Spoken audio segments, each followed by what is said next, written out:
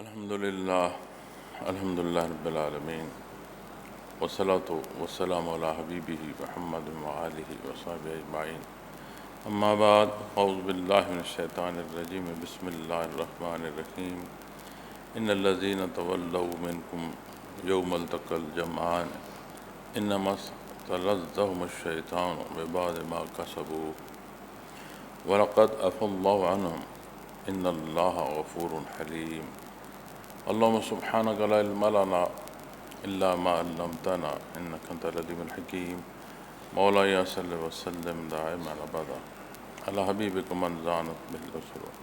محترم سامعین کرام، السلام علیکم ورحمۃ اللہ وبرکاتہ. ارشاد باری تعالیٰ ہے، بے شک جو لوگ تم میں سے جس دن دو جماعتوں نے آپس میں جنگ کی منہ موڑ گئے، یقیناً ان کے بعض اعمال کی وجہ سے شیطان نے ان کو ڈگمگا دیا، اور یقیناً اللہ نے انہیں معاف فرما دیا، بے شک اللہ بخشنے والے تحمل والے ہیں.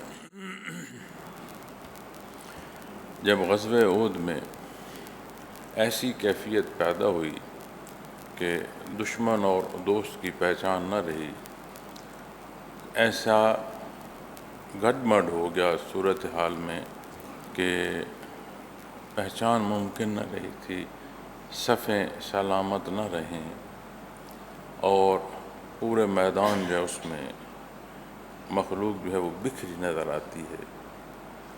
اس میں جب اس طرح کی صورتحال پیدا ہوتی ہے تو جنہیں عددی برتری حاصل ہو، طاقت کا پہلو پھر ان کے پاس آتا ہے. لیکن اللہ جل شانہ کا احسان ہے کہ نبی کریم صلی اللہ علیہ وسلم جلوہ فروز ہیں، نور ایمان ہے. اللہ کریم کا خصوصی انعام ہوا کہ دنیا کا کوئی پہلو یا کوئی اصول اس بات کو یہ نہیں کہہ سکتا کہ اس ساری صورتحال میں پھر وہ قلیل تعداد جو ہے وہ فاتح ہو سکتی ہے. اللہ کا احسان ہے، اللہ جل شانہ نے مہربانی فرمائی. لیکن اس تمام صورتحال میں جو ایک متذبذب کیفیت کا پیدا ہونا، اس سارے کے اسباب میں اللہ کریم ارشاد فرما رہے ہیں کہ منہ موڑ گئے. پہلے بھی میں نے عرض کی کہ ابتداً جب رائے لی گئی تو تب بھی رائے جو ہے آپ صلی اللہ علیہ وسلم کو پسند مدینہ منورہ میں رہ کر دفاع فرمانا تھا، اور مختلف آراء، نوجوانوں کی جوش اور ولولے کی نسبت ان لوگوں کی کہ جو غزوہ بدر میں شریک نہیں ہو سکے، تو پھر احد کا میدان جو ہے یہ سجا. پھر یہاں آپ صلی اللہ علیہ وسلم نے درے پر جو لوگ مقرر فرمائے، ان کی تکرار، ان کا تحکم ثانی سے پہلے کثیر تعداد کا اپنی جگہ چھوڑنا، کفار کا دونوں اطراف سے حملہ آور ہونا، پھر آپ صلی اللہ علیہ وسلم کی شہادت کی جو جھوٹی خبر ہے اسے بیان کرنا، یہ سارے پہلو ایسے ہیں کہ اس وقت پھر جو انسانی استعداد ہے اس سے کام جو ہے وہ باہر جانا شروع ہو جاتا. اور آپ صلی اللہ علیہ وسلم جہاں جلوہ فروز تھے وہاں بڑی قلیل تعداد جو ہے وہ رہ گئی، چونکہ کوئی سمجھ نہیں آ رہی تھی کہ ہو کیا رہا ہے. اور صحابہ کرام رضوان اللہ علیہم اجمعین جو ہے جس جگہ آپ موجود ہیں اس جگہ سے بھی بے خبر تھے کہ آپ اس وقت جو ہے وہ کہاں موجود ہیں. اکثریت شہداء کی تعداد بھی ہے، زخمی تو تقریباً ہر جو ہے صحابی تقریباً کثیر تعداد ہے جو زخمی ہوئے. لیکن اللہ کریم نے مہربانی فرمائی اور آپ صلی اللہ علیہ وسلم کے حکم پر پھر جمع ہوا گئے، اور جمع ہونے کے بعد پھر آخر کفار کو میدان چھوڑنا پڑا. لیکن اس سارے پہلو میں یہاں ہمیں اس آیہ کریمہ جو فرمایا جا رہا ہے کہ منہ موڑ گئے، اور فرمایا ان کے بعض اعمال کی وجہ سے شیطان نے ان کو ڈگمگا دیا. تو شیطان کی شیطنت جو ہے اسے بھی چور دروازہ میسر آتا ہے جب بندہ خود ڈگمگاتا ہے۔ تو جب یہ آواز بلند کی گئی آپ کی شہادت، اور روایات میں یہ بھی ملتا ہے کہ شیطان آواز بلند کرنے والوں میں سے تھا۔ پھر جب درے سے صحابہ اترے تو تعمیل حکم نہ رہا، تو یہ بھی ایک لغزش کے پہلوؤں میں بات چلی جاتی ہے، کمزوری کے پہلوؤں میں بات چلی جاتی ہے، آپس میں گفتگو اور تکرار تک کی بات ہوئی کہ نہیں جانا، لیکن وہ بضد ہو کر چلے گئے۔ پھر جب مٹ بھیڑ ہو گئی اور کوئی صورتحال سمجھ نہ آتی تھی، اس وقت کے کئی ایسے واقعات ہیں کہ جس میں ایک پہلو ایسا ملتا ہے جیسے ایک ہوتا ہے نا طے شدہ اور اصول اور ایک ترتیب، تو بے ترتیب نظام۔ اللہ جل شانہ فرما رہے ہیں یہاں کہ ان کے بعض اعمال کی وجہ سے شیطان نے ان کو ڈگمگا دیا۔ اب جہاں جو کمی واقع ہوئی اس میں پھر شیطان کی جو مداخلت ہے اس نے بھی پوری کوشش کی۔ تو اپنی عمومی زندگی میں اگر ہم دیکھیں تو حق و باطل کا ایک مارکہ جو ہے یہ ہمیشہ بندے مومن کے ساتھ رہتا ہے، میدان کارزار ہو یا اس کی ذاتی جو دل کی کیفیات ہوں، گرد و پیش کے حالات ہوں یا صحت و بیماری کی آزمائش ہو، حق و باطل کی ایک کیفیت جو ہے وہ ہمیشہ رہتی ہے۔ یا تو اعمال جو ہیں وہ صالح اعمال سے ہوتے ہیں یا وہ غیر صالح سے ہوتے ہیں۔ اصول اور ضابطے جو ہیں وہ قرآن کریم ہے۔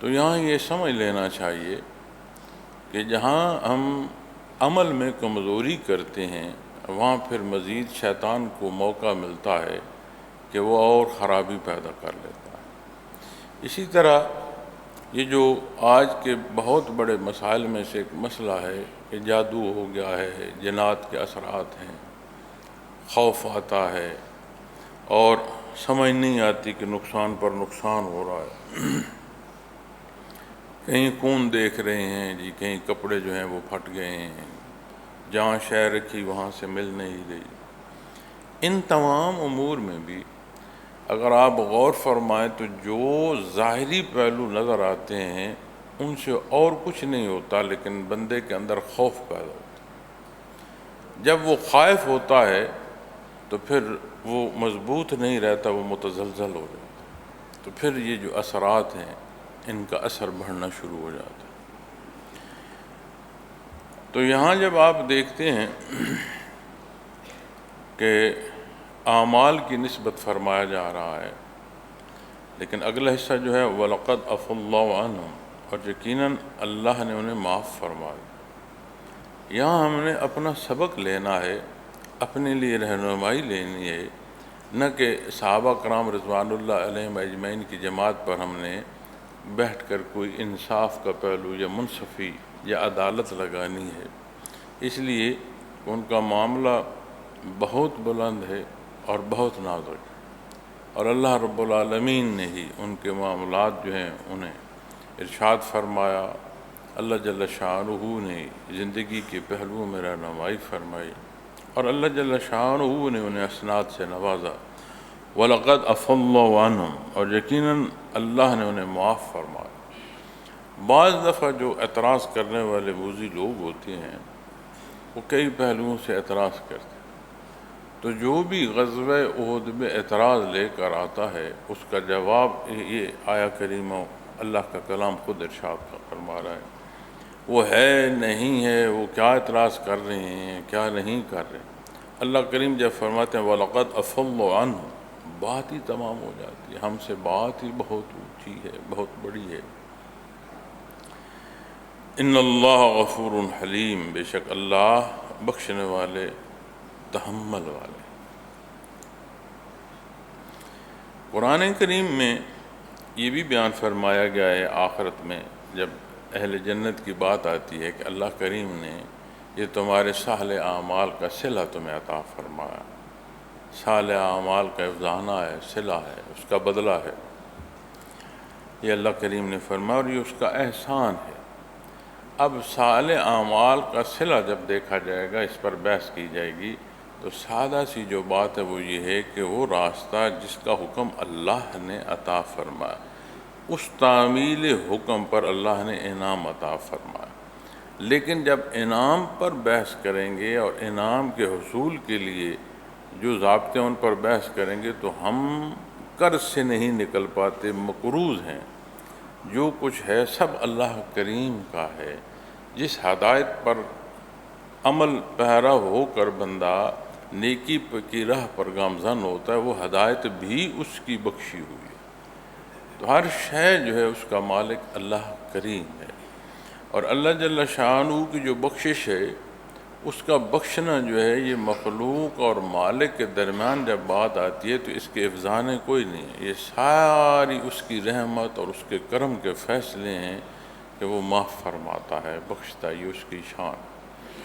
ہم جب مخلوق کے مابین کہیں کمی بیشی یا اس کی معافی کی بات کرتے ہیں، تو کہیں نہ کہیں کوئی نہ کوئی پہلو ایسا سامنے آتا ہے کہ جہاں افزانے کا پہلو آ جاتا ہے، تشکر کا پہلو آ جاتا ہے، ممنون ہونے کا پہلو آ جاتا ہے، اور فریقین میں یہ صورت بدل سکتی ہے۔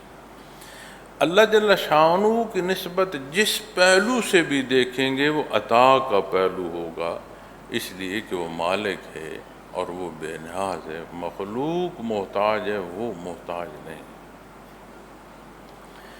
اللہ جل شانہ معاف فرماتے ہیں، تحب العفو، اسے محبوب ہے معاف فرمانا۔ رحمت کو اس نے غضب سے وسعت دی ہے، لازم فرمایا ہے، اور اس کی مخلوق اس کے حضور معافی مانگے تو اللہ کریم انہیں اپنی رحمت عطا فرماتے ہیں، انہیں بخشتے ہیں۔ کس صدق دل سے کوئی معافی مانگ رہا ہے، اگر صدق دل نصیب ہے تو ایسی صورتحال پیش آتی ہے کہ نہ صرف گناہ معاف ہوتے ہیں بلکہ اللہ کریم نیکی اور اجر عطا فرماتے ہیں۔ اور تحمل والے حلیم ہے، یہ جو آپ انسان کی بات کریں، عجلت میں پیدا کیا گیا، بے صبرہ، عجلت میں، یہ چیزیں یا یہ جو کیفیت ہوتی ہے یہ کمزوری کی علامت ہوتی ہے، اس لیے کہ بندہ مغلوب ہو جاتا ہے۔ بعض دفعہ ہم لڑ پڑتے ہیں عدم برداشت کی وجہ سے، تو یہ کمال نہیں ہے کہ جی کوئی غصے میں آ گیا، اس کا غصے میں آنا بے اختیار ہونے کی طرف لے جا رہا ہے، اور جو بے اختیار ہو رہا ہے یہ کمال نہیں ہوتا، یہ کمزوری ہوتی ہے۔ اسی طرح محبت کی بات آتی ہے تو اس کی کیفیت میں بہہ کر کوئی بندہ تجاوز میں چلا جاتا ہے تو بھی یہ کیفیت اعلیٰ نہیں ہے، کمزوری کی ہے کہ وہ اصول اور ضابطے سے ہٹ گیا۔ خوف میں کوئی بندہ مبتلا ہوتا ہے، خائف بندے کا بعض دفعہ وجود ہی جو ہے وہ کانپنے لگ پڑتا ہے، اس کے لیے کھڑا ہونا محال ہو جاتا ہے۔ تو جب کسی بھی کیفیت کا غلبہ اس پہلو میں دیکھیں گے کہ وہ مغلوب کر دے، تو اس کا رخ اللہ جل شانہ کو پہلو میں نہیں ہو سکتا۔ اس کی ذات خود غالب ہے، اس پر کوئی شے جو ہے وہ یہ نہیں ہے کہ وہ مغلوب ہوگا تو پھر اللہ رب العالمین کی صفت تو پھر پوری نہ ہوگی۔ تو بات ہے اس طرح۔ تو تحمل والے ہیں اللہ جل شانہ کے، ہر کام میں ایک تدبیر ہے، ایک حکمت ہے، اور کل جہان فانی کو جب دیکھتے ہیں تو پھر اس میں جو مخلوق کا انسان کو پیدا فرمانا ہے، مخلوقات میں اس کا اپنا امتحان ہے کہ اللہ نے اسے پیدا فرمایا، اسے ایسا ساتھ دیے، اسے عزیز داریاں دیں، ضروریات دیں، خواہشات کے پہلو اس کے ساتھ وابستہ ہیں، لیکن تکمیلی حصوں میں اسباب جو اس کے چاہیے وہ بھی موجود ہیں، اور حق و باطل کی پہچان کے لیے جو استعداد اسے درکار ہے وہ بھی رب کائنات نے اسے عطا فرمائی۔ انبیاء و رسول کا مبعوث فرمانا، کلام ذاتی کا نازل فرمانا، یہ سارے حصے اس امتحان گاہ کی تکمیل کرتے ہیں۔ اور اللہ کریم کے حضور جب یہ فرمایا جا رہا ہے کہ بے شک اللہ بخشنے والے ہیں، تو دوسرا پہلو جو ہمیں یہاں سے نصیب ہو رہا ہے کہ ہماری کمزوری کے سبب کوئی عمل جو وہ شیطنت کی راہ کا ہے، جہاں شیطان نے ہمیں ورغلایا، جہاں نفسانی خواہشات کے پیچھے ہم چل پڑے، جہاں معاشرے کی کمزوری میں ہم بھی ساتھ بہہ گئے، تو اس سارے کا جو حل ہے وہ یہ ہے کہ اللہ کریم سے معافی مانگی جائے۔ اور اللہ کریم سے جو معافی مانگی جائے تو اللہ بخشنے والے ہیں، کوئی احتیاج نہیں ہے۔ ہم کہتے ہیں بے لوث کام کر رہے ہیں، تو مخلوق ایک دوسرے کو جب مخاطب کرتی ہے بے لوث خدمت کی، بے لوث اس کی معاونت کی، تو ان تمام پہلو بے لوث سے مراد کیا ہوتی ہے کہ جی اسے بدلے میں کچھ نہیں چاہیے۔ اصل معاملہ یہاں آتا ہے کہ واپسی کی کوئی ضرورت ہی نہیں ہے۔ ایک ہوتا ہے درکار نہیں ہے، ضرورت ہی نہیں ہے، اور واپسی مخلوق کر ہی نہیں سکتی۔ کون ہے جو اپنی اس حیات کا صدقہ پورا کر لے؟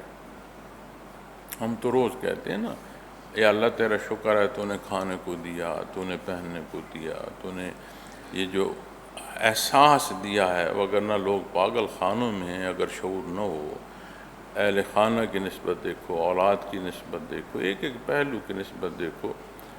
پیاسا جب ایک گھونٹ پانی کا پیتا ہے اور بھوک میں جب ایک نوالہ نصیب ہوتا ہے، انتہائی تھکاوٹ میں آپ ایک لمحے کو جب لیٹتے ہیں، بھلے آپ خالی زمین پر لیٹ جائیں، کس بات اللہ کا بندہ شکر ادا کر سکتا ہے اور افزانہ دے سکتا ہے؟ ہم تو یہ شکر کرتے ہیں، یا اللہ یہ شکر ہے، یا اللہ تیرا یہ شکر ہے۔ کبھی یہ غور کیا ہے کہ ہم تھے ہی نہیں، نہ ہونے کو اس نے ہونا عطا فرمایا۔ کون سے سجدے ہیں جو اپنے ہونے کے نعم البدل میں اس کے حضور ہم ادا کر سکیں؟ پھر کون سا ایسا سجدہ ہے جو اللہ جل شانہ کی شان ہے اس کے مطابق؟ اپنی کمزوری اور کم آئیگی کا احساس کرتے ہوئے، اپنی غلطیوں کا اعتراف کرتے ہوئے، شدت اور شوق جو معافی کے پہلوؤں میں ہے، شرمندگی اور ندامت کے ساتھ اس کے حضور اپنی معافی کی جو درخواست ہے وہ پیش کی جائے، وہ معاف بھی فرماتا ہے، اسے محبوب ہے معاف فرمانا۔ اور وہ ایسا غفور الرحیم ہے کہ جس طرح اس کی ذات لامحدود ہے، اسی طرح صفات باری تعالیٰ بھی لامحدود ہے۔ مخلوق تمام کے گناہ زمین و آسمان کی وسعتوں کو پر کر دیں، اس کی رحمت وسیع ہے، اور وہ حلیم ہے، تحمل والا ہے، حلمت کے اس کے فیصلے ہیں۔ تدبر، تدبیر، کتنی پہلو جو ہیں وہ ہر معاملے میں ہوتے ہیں۔ کل بھی میں عرض کر رہا تھا کہ وہ معاملات جو عند اللہ ہوتے ہیں وہ تکوینی امور کہلاتے ہیں۔ ہم کوئی کام کرتے ہیں تو ہم نے ایک بات سوچی کہ اس شے کو یہاں منتقل کیا، اب اس سے کیا کچھ ہوا ہمیں نہیں معلوم، ہم نے اپنی خواہش اور اس پہلو کو کیا۔ لیکن جب کوئی امر من جانب اللہ ہو رہا ہوتا ہے تو اس کے اسے تکوینی امور جب کہتے ہیں تو اس کے کتنی ہی پہلو ہوتے ہیں، اور سارے طے شدہ ہوتے ہیں، حوادث نہیں ہوتے۔ کہاں کس عمل سے کیا رونما ہوگا، کیا اثرات پیدا ہوں گے، کیا نتائج پیدا ہوں گے، ایک ایک شے جو ہے وہ مربوط اور طے شدہ ہوتی ہے۔ یہ شان ہے اللہ رب العالمین، اور کتنا بڑا اس کا احسان ہے کہ اس نے ہمیں اپنا بندہ ہونا یہ شرف بخشا۔ اب اپنے معمولات کو، اپنی زندگی کو، اور یہ جو صبح و شام مڈ بھیڑ ہے ہماری اچھائی اور برائی کے مابین، اس میں ہم کس راہ کا انتخاب کرتے ہیں؟ طلب کیا ہے؟ تو نور ایمان وہ کیفیت اور وہ حال ہے جو آپ کو ہر شے کی جو صورت ہے وہ واضح کر دیتا ہے۔ اور بہت بڑی بدبختی کا پہلو ہے، بہت بڑی خطا ہے کہ دانستاً جب ہم غلطی اور گناہ کرتے ہیں، یہ بہت بڑا ظلم ہم کرتے ہیں۔ ہمیں معلوم ہے کہ یہ بات جو ہے یہ درست نہیں۔ اگر کوئی جھوٹ بولتا ہے تو پھر منکر نکیر اس سے فاصلے پر چلے جاتے ہیں، اتنا تعفن پیدا ہوتا ہے کہ وہ اللہ کی نوری مخلوق جو ہے وہ کچھ وقت کے لیے دور ہوتی ہے۔ تو اسی طرح کوئی برائی کرتا ہے تو وہ جو برائی کا دورانیہ ہے اس وقت اس کا ایمان اسے چھوڑ جاتا ہے، اور جب اس برائی کے بعد شرمندگی یا ندامت محسوس کرتا ہے تو یہ اس بات کا ثبوت ہے کہ اب واپس ایمان جو ہے وہ عود کر آیا ہے، پلٹ آیا۔ تو اللہ کریم معاف فرمائے، بتقاضائے بشریت پہلو جو ہوتی ہیں وہ اور ہوتی ہیں، اور غلطی کو عادت بنا لینا اور اس پر فخریہ پہلو یا انداز اختیار کرنا یہ ظلم ہے، یہ سراسر اپنے آپ کے ساتھ زیادتی ہے، اور ان پہلوؤں کے نتائج جو ہیں وہ درست ہیں۔ جب زندگی پوری کو دیکھیں گے تو زندگی ہر پہلو سے بجائے خود زندگی اور اس کا ہر پہلو یہ امتحان ہے۔ اب امتحان کی تیاری جو ہوتی ہے وہی امتحان جو ہے وہ پاس کرنے کا سبب ہوتی ہے۔ ہمارے امتحان میں یہ جو نیا خانہ دل ہے، اس کا جو اختیار ہے، اس کی جو طلب ہے، اس کی جو چاہت ہے، یہ بڑی بنیادی حیثیت رکھتی ہے، اور دل کا زندہ ہونا اس کے لیے اس کی جو بنیاد ہے وہ ایمان ہے۔ آپ کو شعوری طور پر اللہ کی وحدانیت کا یقین ہو جاتا ہے جب آپ گرد و پیش چیزوں کو دیکھتے ہیں، کل حیات کی ترتیب اور نظم کو جب دیکھتے ہیں تو مجبور ہے انسان اس بات کو ماننے پر کہ ایک واحد ذات، وہ ذات کیسی ہے، اسے کیا پسند ہے، اس کی عبادت کیسے کرنی ہے، اسے کون سے دن پسند ہیں، اسے کون سے لمحے پسند ہیں، کس وقت میں اس کے حضور جو ہے توبہ کا اور اس کے حضور عبادت کا وقت اور اعلیٰ ہو جاتا ہے، کون سے ماہ و سال اس نے پسند فرمائے ہیں، کون سا انداز، کیسا دیکھنا، کیا سننا اس نے پسند فرمایا۔ ہر شے سے اللہ کریم نے اپنی مخلوق کو آگاہی عطا فرمائی، سبحان اللہ۔ اب مخلوق کی نسبت جب بات آتی ہے اور مخلوق یہ گمان کرنا شروع کر دے کہ میں نے اتنے سجدے کر لی ہیں، میں نے اتنے نفلی روزے بھی رکھ لیے ہیں، اتنے حج اور عمرے کر لی ہیں، اتنی تسبیحات اور اتنی عبادات ہیں، تو پھر میاں ان ساروں کو جمع کر کے ایک طرف رکھو اور اسی زندگی میں ایک دفعہ دیکھ لو کہ یہ سارا بدل ہو سکتا ہے جو اللہ کی عطا ہے؟ ہونا تھے ہی نہیں، تم ہوئے، اس کے بدلے میں رکھو۔ اور بہت بڑا جو احسان ہے اس نے اپنا بندہ ہونا عطا فرمایا، یہ بہت بڑا احسان ہے۔ ہونے نہ ہونے کی بات سے بھی جو بڑی بات ہے وہ یہ اس کا بندہ ہونا، یہ اس نے یہ عطا فرمایا، یہ بہت بڑا احسان۔ یہ جو دنیا ہے نا، جس کی نظر درست ہو وہ بھی خطا کھا جاتا، اور جو عمر بڑھتی ہے تو ہماری نظریں کمزور ہوتی ہیں، تو ہم دیکھتے کچھ ہیں، پڑھتے کچھ ہیں، لیکن ایمان جو ہے وہ بصیرت ایسی عطا فرماتا ہے کہ سکت نہیں ہے وجود کی، لیکن وہ ذات باری تعالیٰ کو جان پاتی ہے، یہ اس کو وجود کو جو قلب ہے اس کو ادراک نصیب ہوتا ہے۔ اب آنکھ تو کھلی، لیکن اس کی سلامتی کا انحصار جو ہے وہ اعمال صالح پر ہے۔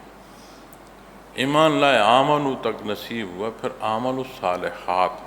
قرآن کریم فرماتا ہے ایمان بھی لایا اور جو عمل صالح لایا، بخشش کے حوالے سے قرآن کریم کی آیت ہے کہ ایمان کے ساتھ لوٹنا اور پھر عمل صالح ہو ساتھ، صالح اعمال کے ساتھ دائیں، تو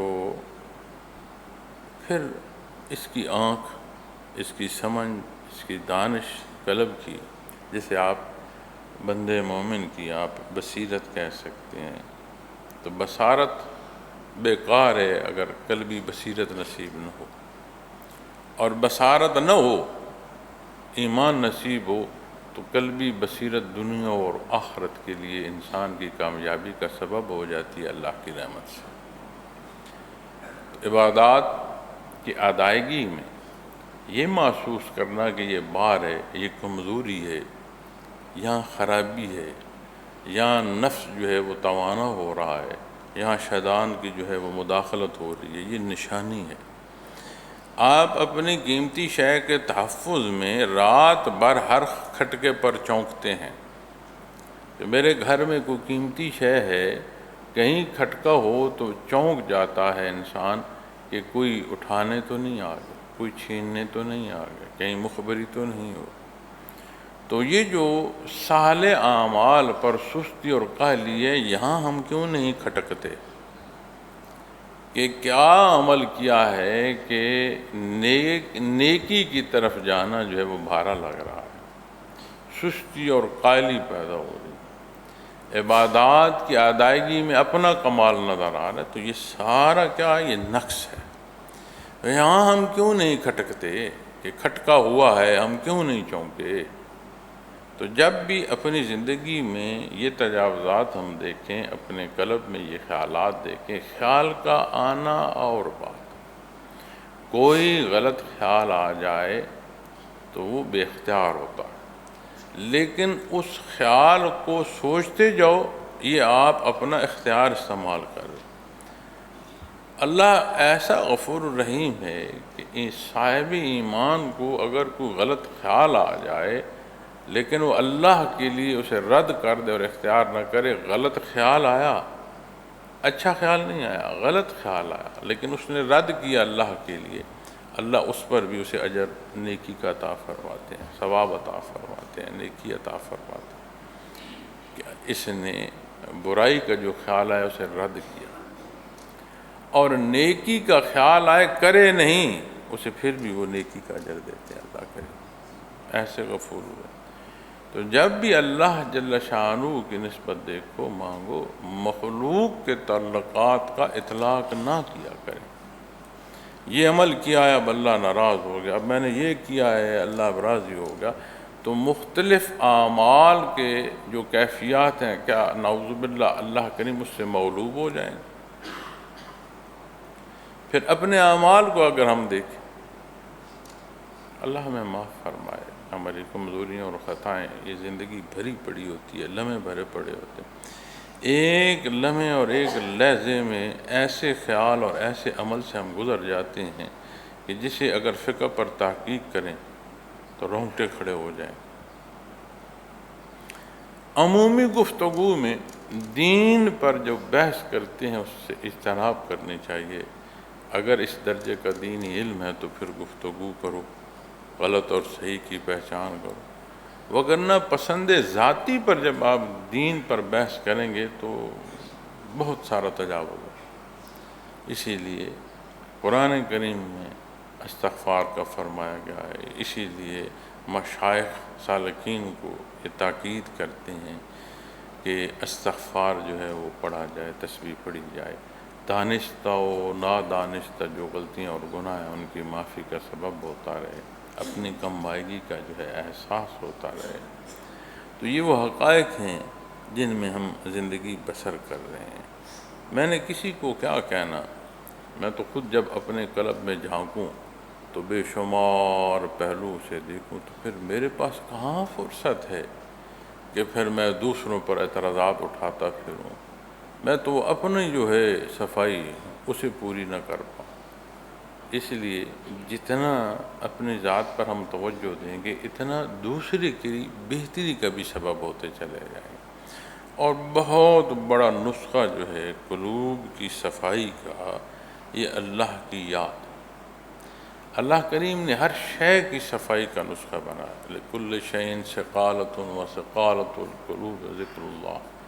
آپ صلی اللہ علیہ وسلم نے فرمایا کہ ہر شے کی صفائی جو ہے اس کا سبب اللہ نے بنایا ہے، کوئی نہ کوئی شے ہے اس کی صفائی، لیکن جو قلب انسانی ہے اس کی جو صفائی ہے یہ یاد الہی سے وابستہ ہے، اور اللہ کی شان ہے، اللہ کی شان ہے۔ کچھ دن پہلے کسی نے قلب سیکھا اور اسے نہیں معلوم کہ وہ جواباً کیا کہہ رہے ہیں، یہ میں جانتا ہوں کیونکہ آپ کے سامنے ایک حالات ہوتے ہیں، واقعات ہوتے ہیں۔ تو تھوڑا سا وقت ہی ذکر کرنے کے بعد وہ لوٹ کر میرے پاس آیا تو اس نے مجھے کہا، اس نے کہا میں نے عجیب شے دیکھی ہے۔ کہا کیا آپ نے دیکھا؟ کہتے ہیں ایسے لگتا ہے جیسے قلب کے گرد کوئی سیاہی ہے اور ایسے کھچ کھچ کر اتر رہی ہے، کھچ کھچ کر اتر رہی ہے۔ میں ذکر کرتا ہوں تو ایسے لگتا ہے جیسے نا اسے کھینچ کھینچ کر اتر رہی ہے۔ اب میں نے کہا اس نے یہ حدیث شریف بھی نہیں سنی ہوئی ہے، قلب کی سیاہی قلب سے متعلق جانتا نہیں، لیکن اللہ کی تو وہ ادراک نصیب ہوا، وہ غفور الرحیم ہے، اس نے اس کی کون سی ادا پسند فرمائی کہ وہ کھلی آنکھوں کہتا ہے میں دیکھتا ہوں ایسے لگتا ہے جیسے میرے نا قلب سے کچھ سیاہی ایسے اتر رہی ہے۔